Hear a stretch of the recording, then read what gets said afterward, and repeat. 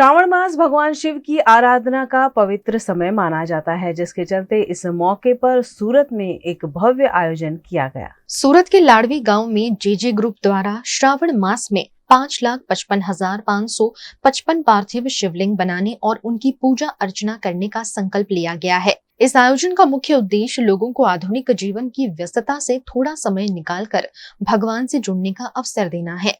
शिव पुराण में उल्लेख है कि श्रावण मास में पार्थिव शिवलिंग की पूजा करने से भक्तों की सभी मनोकामनाएं पूरी होती हैं और पापों का नाश होता है। मान्यता है कि भगवान श्री राम ने भी रावण के विरुद्ध युद्ध से पहले पार्थिव शिवलिंग बनाकर पूजा की थी।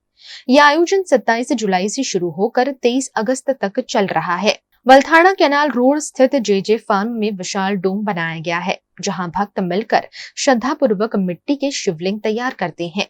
इन शिवलिंगों की रोज महापूजा की जाती है और पूजन के बाद तापी नदी में विसर्जन किया जाता है, जिसे पर्यावरण की दृष्टि से भी उत्तम माना जाता है। अब तक 3 लाख से अधिक शिवलिंगों की पूजा हो चुकी है। आज रोज अमे लाडवी गामे जेजे ग्रुप आयोजित जे पार्थिव शिवलिंग महापूजाનું आयोजन કર્યું છે એમાં આવ્યા હતા। અહીંયા જોયું તો 5,55,555 महापूजाનું आयोजन છે શિવલિંગનું।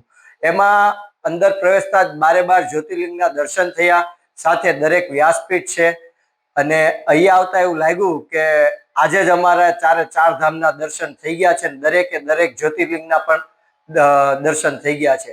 12 જ્યોતિર્લિંગ જો એક જગ્યાએ હોય, શ્રાવણ માસમાં એક જ જગ્યાએ કોઈને પૂજા પાઠ કરવા મળતો હોય તો આ એક અનોખું આયોજન છે, જે માટે અમે જેજે ગ્રુપના જયસુખભાઈ તળાવિયાનો હૃદયપૂર્વક આભાર માનીએ છીએ। इस कार्यक्रम में भक्तों के लिए एक और विशेष व्यवस्था की गई है। डोम में प्रवेश करने से पहले 12 ज्योतिर्लिंग के दर्शन का अवसर मिलता है, जिससे श्रद्धालुओं को एक ही स्थान पर सभी पवित्र ज्योतिर्लिंगों के दर्शन का लाभ प्राप्त होता है। खासकर सोमवार के दिन यहाँ बड़ी संख्या में भक्त महापूजा और दर्शनों के लिए पहुँचते हैं। अमर गोवियान गामनी अंदर फार्म है અને અમે ભગવાન મહાદેવના પાર્થિવ શિવલિંગનું આયોજન કરેલું છે। અમે 5,55,555 શિવલિંગ બનાવવાના છે, આવું આયોજન હતું। પણ અમને એવું લાગે છે કે અમારા ટાર્ગેટ કરતાં પણ અમે વધારે શિવલિંગ બનાવશું અને હજારો ભાવિક ભક્તો આવે છે, પોતાની મનોકામનાઓ પૂરી થાય છે, પ્રસાદ લે છે। અને અમને એવો વિચાર આવ્યો આખા ગ્રુપને કે ભાઈ ભગવાન રામચંદ્રજી જ્યારે માતા સીતાની શોધમાં હતા અને જ્યારે રાવણ સામે યુદ્ધ કરવાનું થયું ત્યારે ભગવાન રામચંદ્રજીએ ચેતબંધુ રામેશ્વરની સ્થાપના પાર્થિવ શિવલિંગ બનાવી અને કરી હતી।